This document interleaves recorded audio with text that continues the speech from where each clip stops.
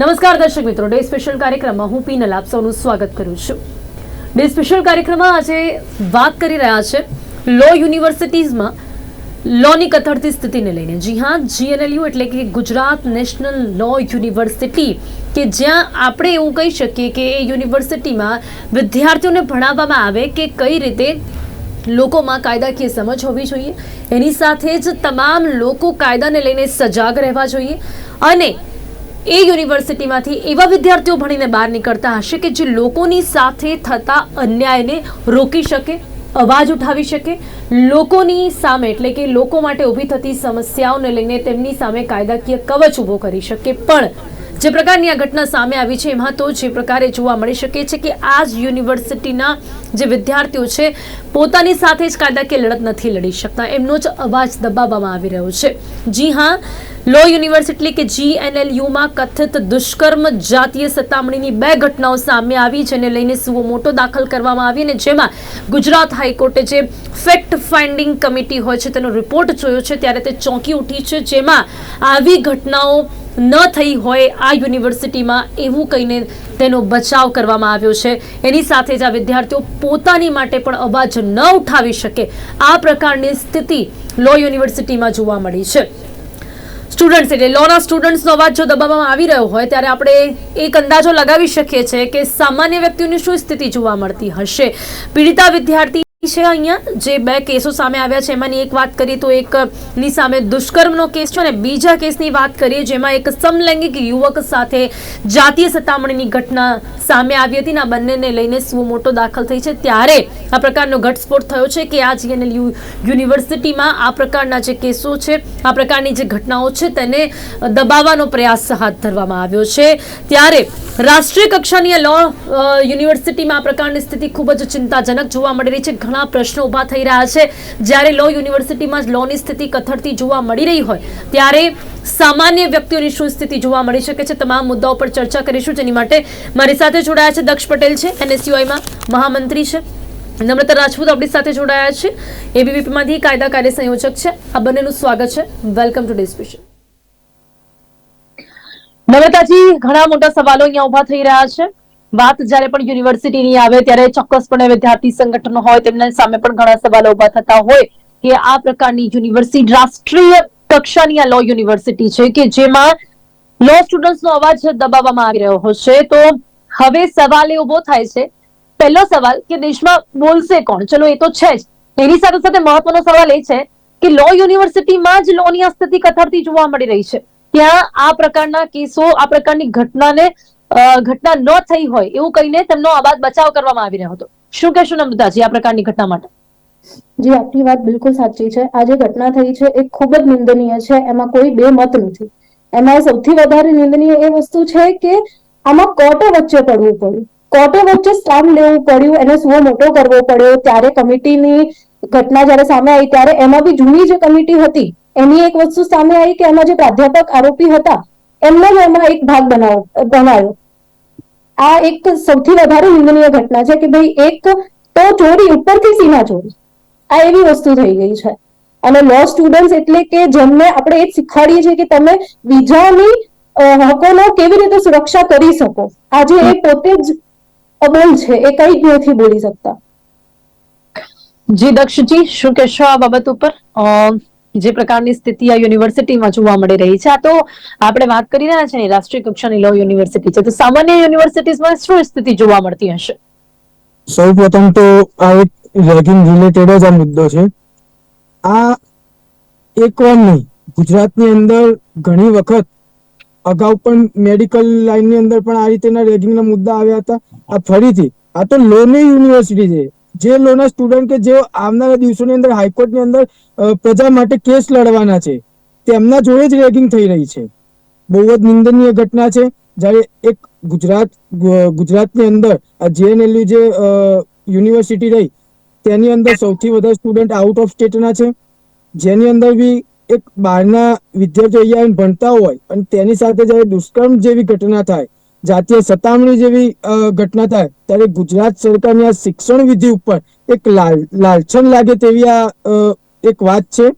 એ આપણે કહી શકીએ. અગાઉ પણ મેડિકલની અંદર ઘણા એવા સ્ટુડન્ટો હતા કે જેઓ રેગિંગના મુદ્દાની અંદર સુસાઇડ કરીને મૃત્યુ પણ પામી ચૂક્યા છે, જેના આંકડા પણ કોર્ટે બહાર પાડેલા છે, જે 4,000 થી વધારે સ્ટુડન્ટ આજે મૃત્યુ પામી ચૂક્યા છે આની અંદર.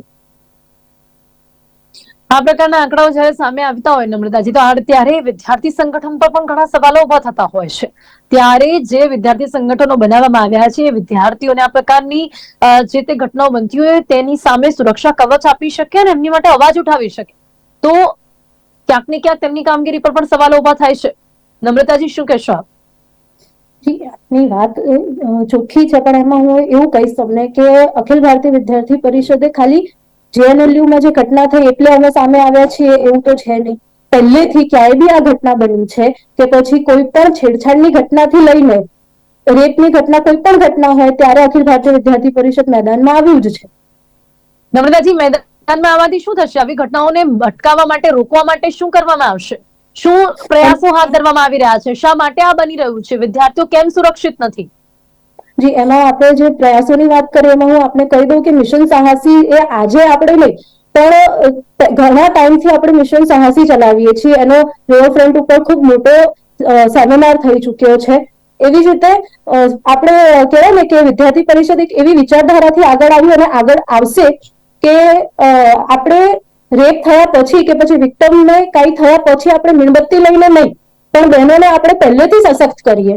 એમને એઝ અ આ તો લો સ્ટુડન્ટની જ કોલેજ હતી, પણ બીજા બી ઘણા એવા પ્રયત્નો ચાલે છે કે બહેનોને આપણે એમના જે રાઇટ્સ છે એમનાથી અવેર કરીએ કે પછી એમને સશક્ત કરીએ અને એમને એવું આશ્વાસન આપીએ કે વિદ્યાર્થી પરિષદ છે જ, તમારા માટે વિદ્યાર્થી પરિષદ છે, તમારા સામે જે પણ થયું છે એના સામે વિદ્યાર્થી પરિષદ સામે કોઈ બી કોલેજ છે સામે સખ્ત અને એકદમ ક્લિયર બયાન છે કે અમે એના માટે મેદાનમાં આવીશું.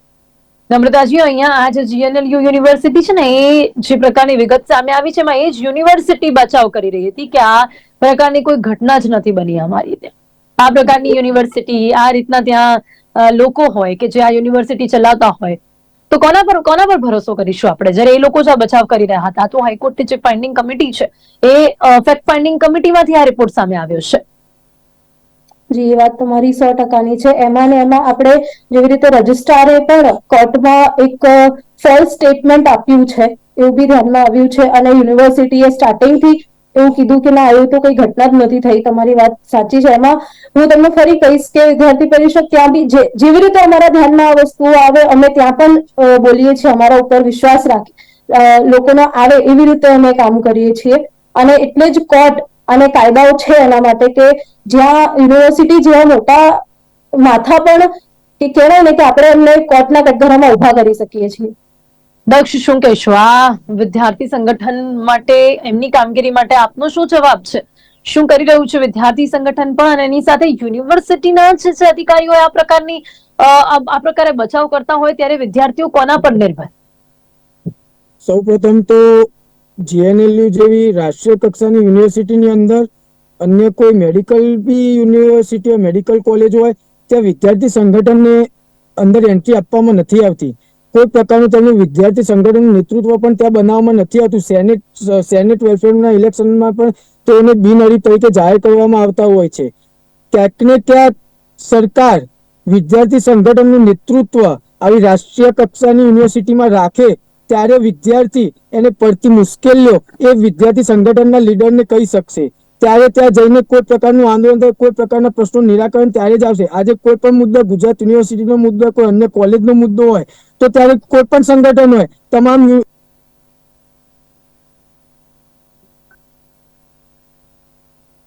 જી દક્ષ, તો રાષ્ટ્રીય કક્ષાની યુનિવર્સિટીની અંદર વિદ્યાર્થી સંગઠનને એન્ટ્રી આપવામાં નથી આવતી.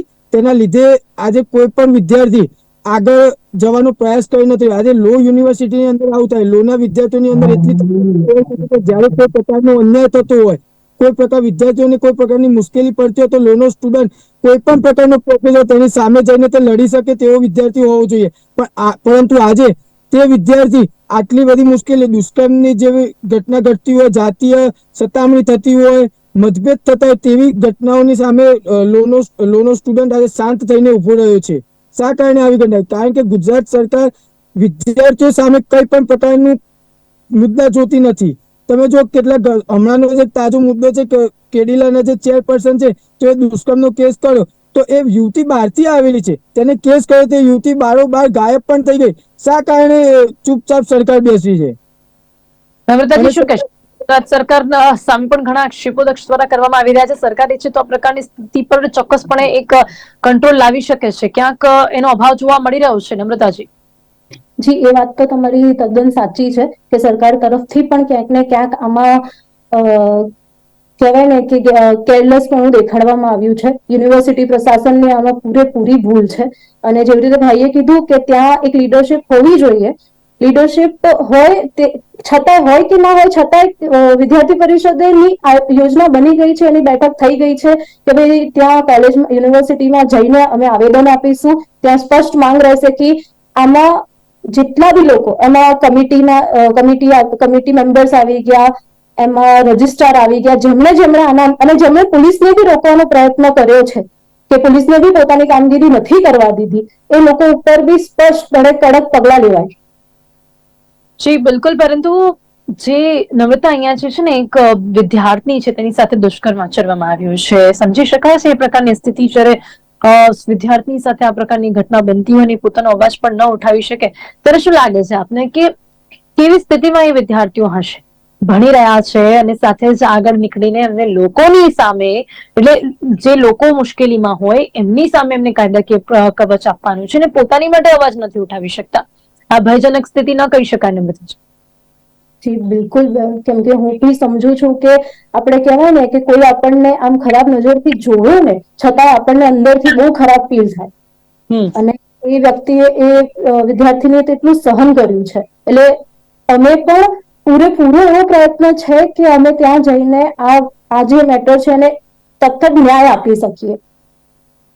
બિલકુલ. દક્ષ, શું કહેશો? ખાસ જ્યારે જે પીડિતા વિદ્યાર્થી છે, હવે હાઈકોર્ટે કહ્યું છે કે તેનું નિવેદન મહિલા પ્રોફેસર દ્વારા લેવામાં આવે અને એની સાથે જ એક સમલૈંગિક યુવક છે જેની સાથે જાતીય સતામણીની ઘટના બની છે. આ પ્રકારનો માહોલ કેટલું શરમજનક કહી શકાય. કોઈ પણ યુનિવર્સિટી હોય, કોઈ પણ કોલેજ હોય, ત્યાં એક એ પ્રકારનું વાતાવરણ હોય કે વિદ્યાર્થી પોતાની રીતે ખુલીને અવાજ ઉઠાવી શકે, એમની સાથે એવું કંઈ ના બને કે જેથી કરીને એમના માનસપટ પર કોઈ અસર થાય. આ પ્રકારનો માહોલ કેટલો યોગ્ય કહી શકાય?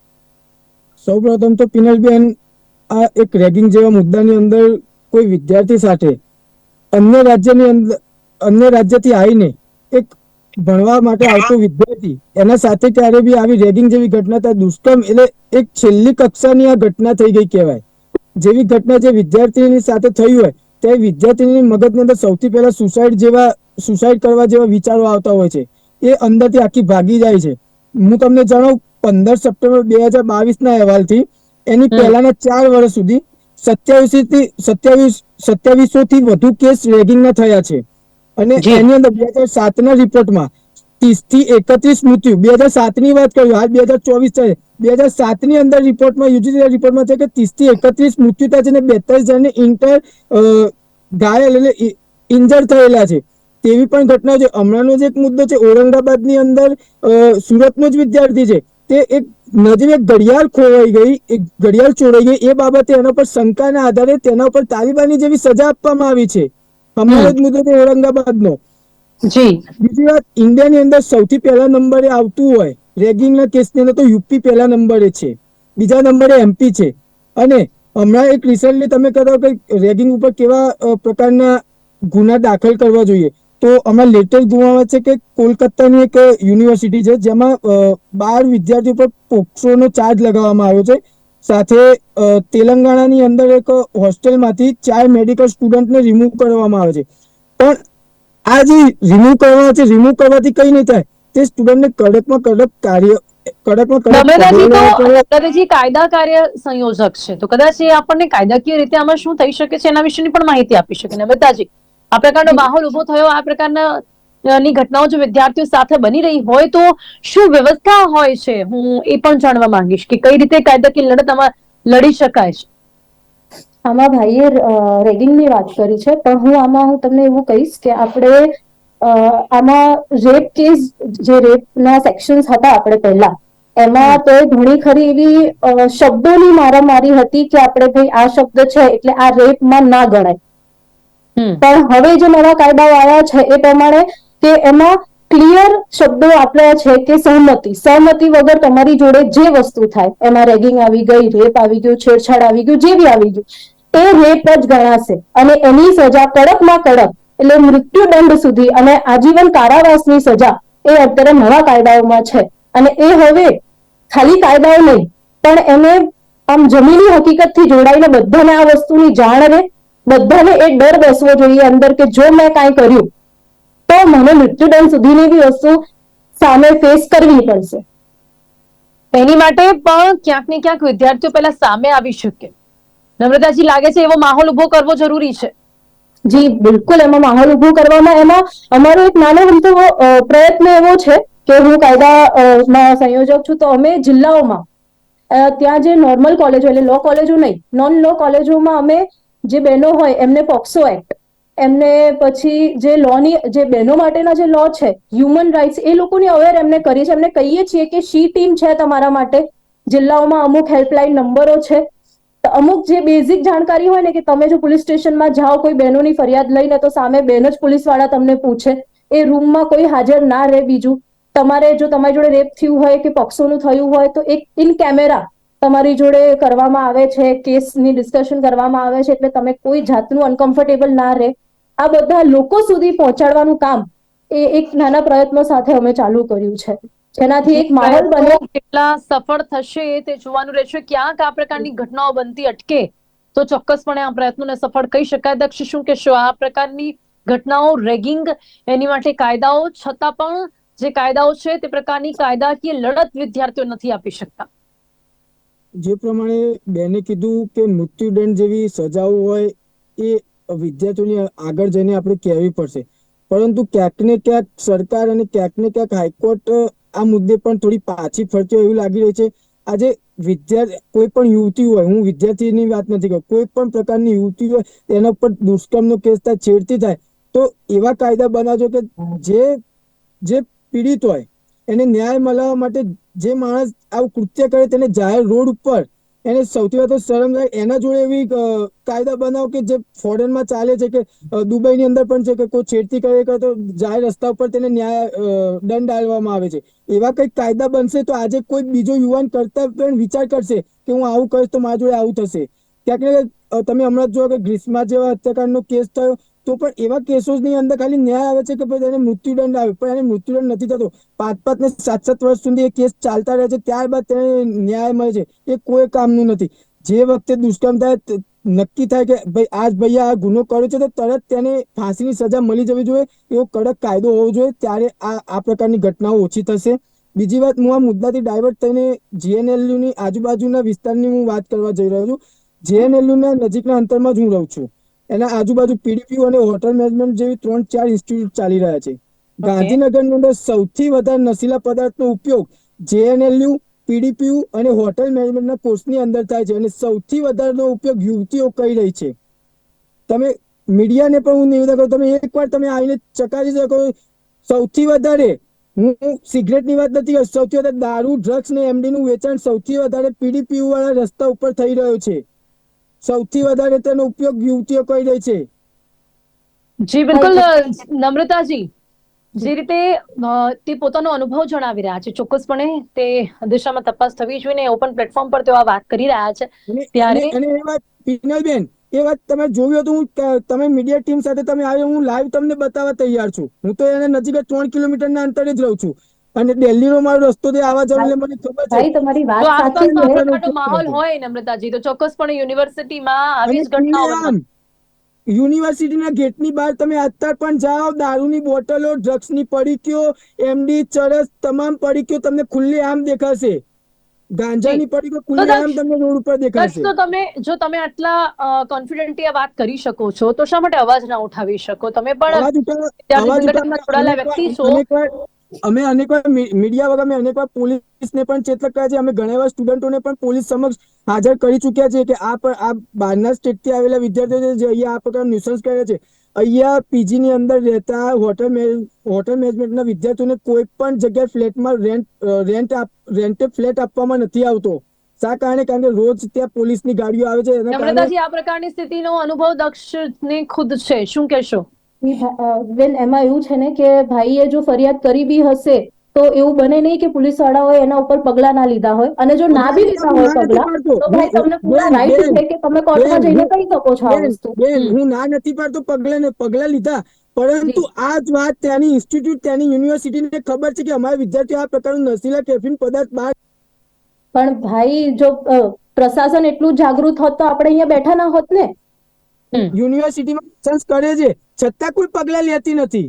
પીડીપી ઉપર પગલા નથી લેતી. ત્યાં તો અમે આવેદન પત્ર પણ આપી ચૂક્યા છીએ. દક્ષ, તો પોલીસ શું કરે છે?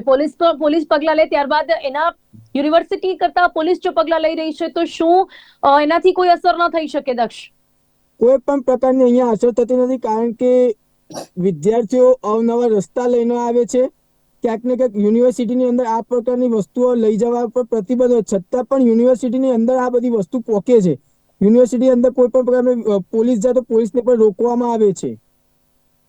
પણ ભાઈ, વાત કરો છો, નામનો સ્વ બચાવ કરવા માટે આ કાર્ય કરી રહી છે. તમે ખાલી વાતો કરો છો, તમે કેમ્પસમાં જઈને જોશો ને તો અમે કેમ્પસમાં જઈએ તો અત્યારે નશા મુક્તિ અભિયાન ચલાવીએ છીએ.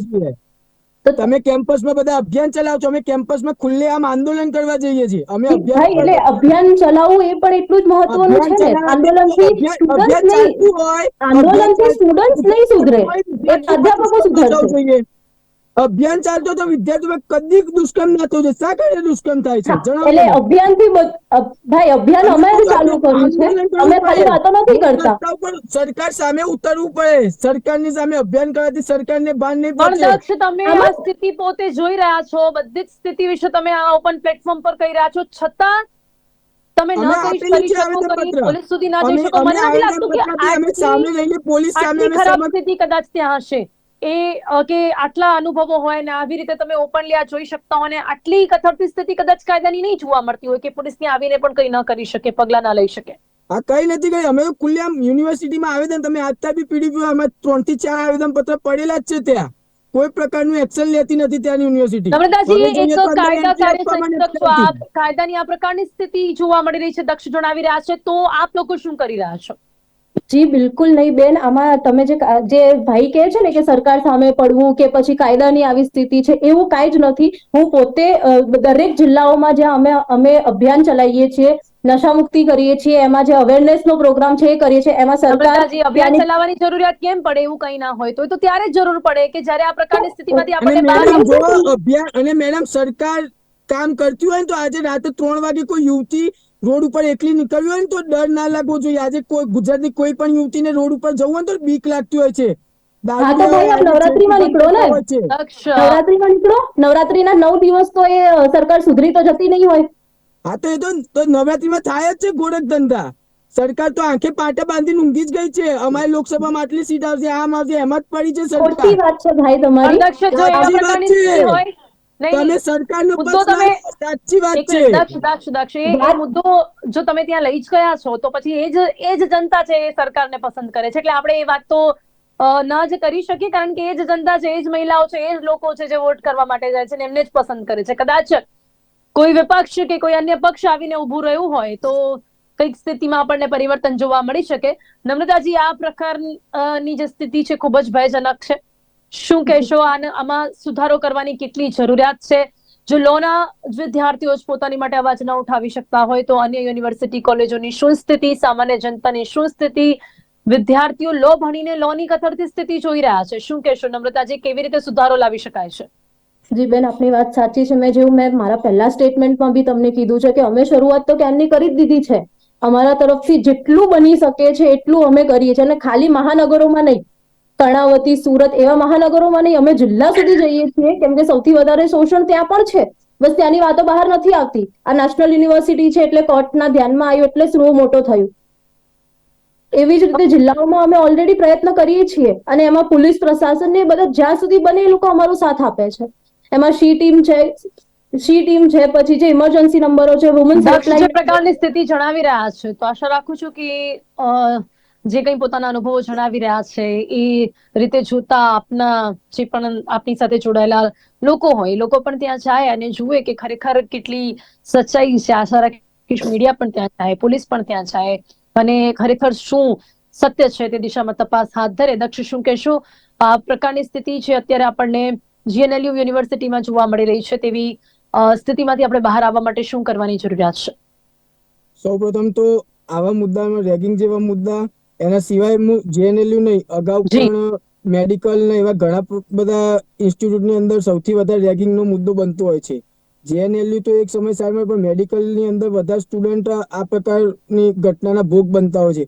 તો જી સૌથી પહેલા તો રેગિંગના જે કાયદા છે તેમાં કડક પગલાં લેવા જોઈએ, કેસ મજબૂત બનાવવા જોઈએ, જેથી જી જે બિલકુલ, અને પણ ઉદાહરણ રૂપ સજા આપવાની પણ ક્યાંક ને ક્યાંક જરૂરિયાત છે. ચોક્કસપણે જરૂર છે. સમય સમાપ્ત થાય છે. દક્ષજી, નમ્રતાજી, આપ બંને મારી સાથે ચર્ચામાં જોડાયા તે બદલ આપનો ખૂબ ખૂબ ધન્યવાદ. આભાર. લો યુનિવર્સિટીમાં લોની કથળતી સ્થિતિ જેના વિશે ચર્ચા કરી છે. ફેક્ટ ફાઇન્ડિંગ કમિટીનો રિપોર્ટ સામે આવ્યો છે જેમાં હાઈકોર્ટે જ ફટકાર લગાવી છે યુનિવર્સિટીને કે જે લોના સ્ટુડન્ટ્સનો જ અવાજ દબાવવા કે તમામ યુનિવર્સિટી, લો યુનિવર્સિટી હોય કે જ્યાં પણ વિદ્યાર્થીઓ પોતાના ભવિષ્યને ઉજ્જવળ કરવા માટે જતા હોય, તેમના ભવિષ્યની સાથે આ પ્રકારે જે ચેડા થઈ રહ્યા છે તેને અટકાવી શકાય અને એક એવા પ્રકારનું વાતાવરણ ઊભું કરી શકાય કે એમની સામે આ પ્રકારની સ્થિતિનું નિર્માણ ન થાય, અને થાય તો તેઓ કાયદાકીય લડત લડી શકે. સ્પેશિયલ કાર્યક્રમમાં અત્યારે બસ આટલું જ. ફરીથી મળીશું નવા વિષયની સાથે. ત્યાં સુધી રજા આપશો. નમસ્કાર.